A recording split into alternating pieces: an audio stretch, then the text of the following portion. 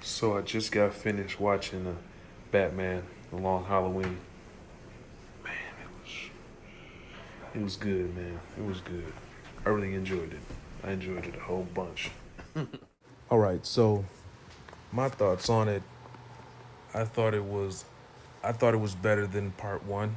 I really was happy with the conclusion of the story, where characters ended up, and I said some things earlier in my last video about Batman: The Long Halloween regarding Harvey Dent. And I hope he wasn't just like, now I'm Two Face and I'm like, just the bad guy.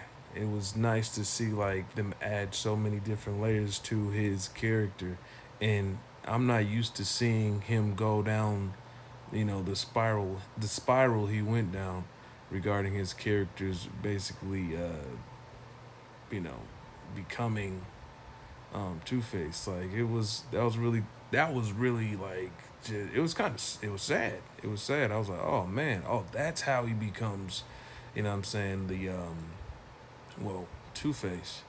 Um, it kind of reminded me of William Defoe in Spider Man. I don't know if you guys remember that. I don't even know if you guys remember the name, the actor William Defoe, but he played the Green Goblin in Spider Man One with Tobey Maguire. And in that movie, well, this is a spoiler alert. You know what I'm saying? In that movie, just like in this movie, just like in this anime movie, the two characters are both losing their minds, and like basically their like inner demons are talking to them, so to speak. Well, their bad self is talking to them, telling them, I'm here, let me take charge. So it's like really crazy. Like that's why I was, because Harvey was hearing things, and that was basically in his character, to his character, that was Two Face trying to get out. So if I can keep this strictly DC, because I went off there and started talking about the Green Goblin in the Marvel universe, but back to DC, strictly DC.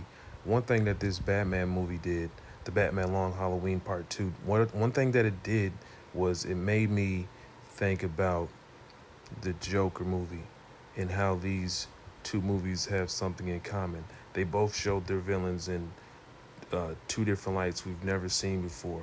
In the Joker movie, and this is a spoiler alert, I guess, if you've been under rock, but in the Joker movie, um, Joker has a mental disorder where he can't, he has just, he laughs uncontrollably, you know, um, he has outbursts where he just laughs uncontrollably, and in this movie, so that's a different take on the Joker role, because he's just laughing because he likes to laugh, right? And in this animated movie, um, Harvey Dent is, he has inner demons talking to him basically. He hears voices.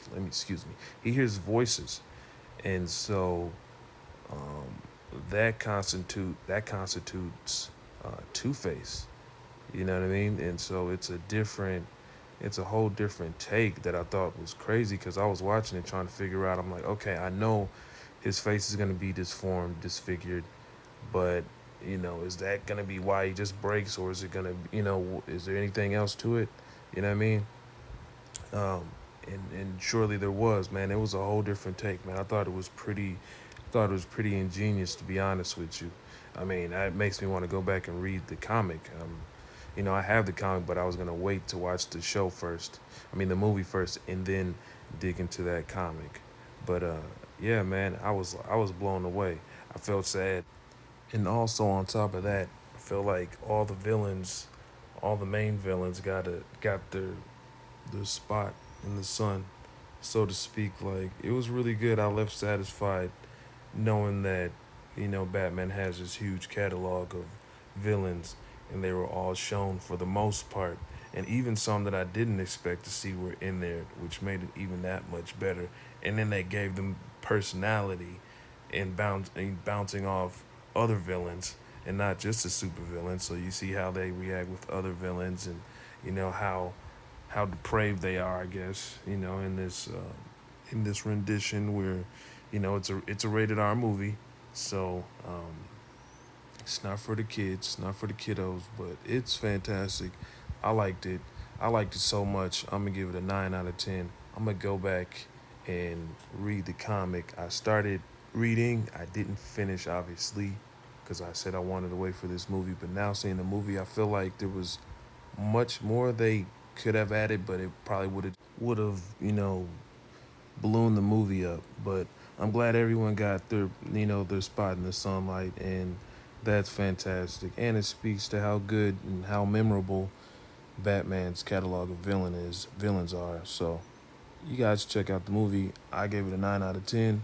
Um, I'm gonna go back and read the comic, and yeah, man, it was a good watch, man. It was a good watch. Peace.